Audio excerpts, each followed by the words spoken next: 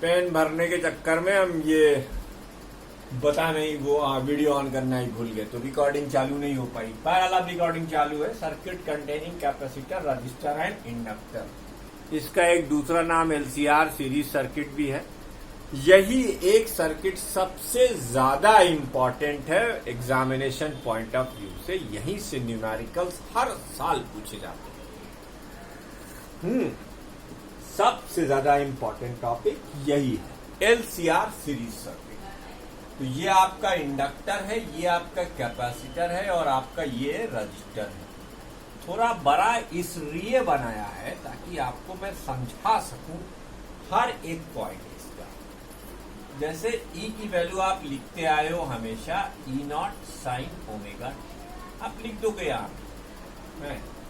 अब इसका जो इंडक्टर का कैपेसिटी वो पोटेंशियल है, वीएल की वैल्यू होगी आई एक्सएल, ठीक। इसकी जो वैल्यू होगी वीसी, ये होगी आई एक्ससी, और इसकी वैल्यू जो होगी V R VC V R, ये होगी आई आर।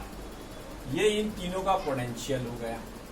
वीएल की value I XL, V R की वैल्यू आई आर और वीसी की वैल्यू आई एक्ससी। बच्चों आपको अच्छे से मालूम है इसके में फेस रिलेशनशिप वीएल और आई के बीच में ये होती है। देखिए हम आई की जनरलिटी कहीं लॉस नहीं कर रहे हैं, यहाँ आई और यहाँ वीसी, और इसमें आप जानते हैं वी आर और आई दोनों सेम डायरेक्शन। बहुत बढ़िया। अब आइए इसी समा को हम बांधें एक ग्राफ पे। तो जब ये समा ग्राफ पे बंधेगा तो इस बार ग्राफ में बहुत सारी बातें आपके सामने आएंगी। देखिएगा ये एक बोर्ड में कंप्लीट नहीं होगा, इसीलिए थोड़ा ध्यान से चलेंगे। तो बेटा अब इधर इसमें तीनों है।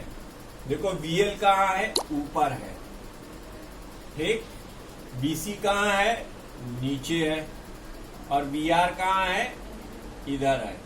तो एक इंस्टेंट के लिए मान लो कि बीएल बीसी से बड़ा है। वीएल क्या है, बीसी से बड़ा है। तो वीएल अगर बीसी से बड़ा है तो हम इसे लिख सकते हैं बीएल माइनस बीसी, ये माना गया। अब इधर लिखो, क्या लिखो, बीएल माइनस बीसी। ये हो गया रिजल्टेंट, जिसको आप ई लिखेंगे।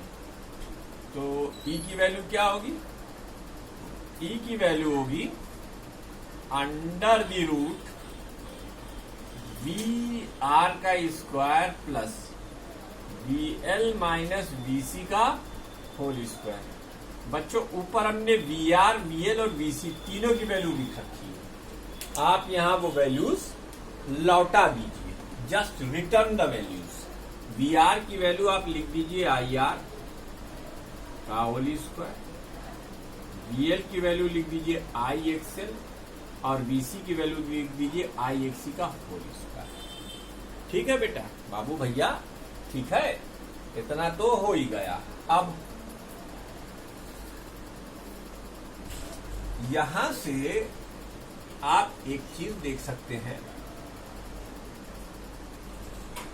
कि हम चाहें तो ई बराबर लिख सकते हैं I times under the root R square plus XL minus XC का होल स्क्वायर। तो आई की वैल्यू क्या हो गई, E upon under the root R square plus XL minus XC का होल स्क्वायर। इसकी कंपैरिजन जो है आप I is equal to V by R से कर लीजिए। तो आपको यहां पर Z यानी इम्पीडेंस ऑफ एलसीआर सर्किट दिखाई देगा, इम्पीडेंस ऑफ एलसीआर सर्किट। ये भी एक काइंड ऑफ रेजिस्टेंस होता है, एग्जैक्ट रेजिस्टेंस नहीं होता है। तो इम्पीडेंस ऑफ एलसीआर सर्किट जो आएगा वो आएगा R square plus XL minus XC का whole square, XL minus XC का होल स्क्वायर। अब आप इसे चाहें तो एक और फार्मूले में तोड़ सकते हैं, R square plus omega L minus 1/ओमेगा सी का whole square, omega L minus omega C का होल स्क्वायर। आप घबराइएगा नहीं। देखिए, तो इंपीडेंस ऑफ एलसीआर सर्किट आपने निकाल लिया, करंट आपने निकाल ली, करंट की वैल्यू यहाँ पर क्या हो जाएगी, I equal to E upon Z. घबराइए नहीं, इसके न्यूमेरिकल भी इसी में डिस्कस करेंगे, इसीलिए मैंने वो वीडियो कट कर दी थी कि आराम से इसके न्यूमेरिकल किसी को बता दी। यही न्यूमेरिकल आते हैं, आप तो जानते हैं मैं आपको एकदम सिलेक्टिव पढ़ा रहा हूं।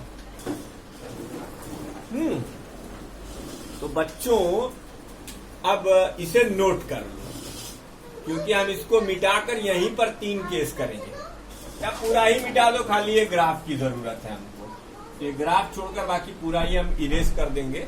आप कृपया इसे नोट कर लीजिए वीडियो को पॉज करके। अब हम इसको पूरा मिटाकर देखो, इसका 5 वाला केस मामला सॉल्व करते हैं, ठीक है। उम्मीद करता हूं आपको ये सर्किट अच्छा लग रहा होगा। कैलकुलेटर आपके पास रहेगा, बस फार्मूला याद रखिएगा, फटाफट सवाल होंगे, फटाफट सवाल होंगे भाई। सिर्फ आपको क्या ये ग्राफ की जरूरत है, वो भी कुछ देर के लिए। बेटा जरा tan फाई डिफाइन करो तो। tan फाई की वैल्यू होगी VL minus VC, VL minus VC upon VR, VL minus VC upon VR। इसको आप लिख सकते हो I XL minus I XR I XC divided by IR। तो XL minus XC upon R, ये tan phi हो गया। तो फाई की value tan inverse omega L minus 1/ओमेगा सी डिवाइडेड बाई आर हो गया। ये फाई की वैल्यू आ गई, तो किसकी वैल्यू आ गई, फाई की वैल्यू आ गई। अब यहां तीन केसेस डिस्कस करने हैं। Case number 1, case first, if omega L is greater than 1/ओमेगा C, omega L is greater than 1/ओमेगा C, then tan phi is positive, tan phi is positive, then hence EMF will lead the current, EMF will leads the current, EMF current को lead करेगा, EMF will lead the current by a phase angle, by a phase angle, by a phase angle tan phi, and circuit behave as inductive circuit,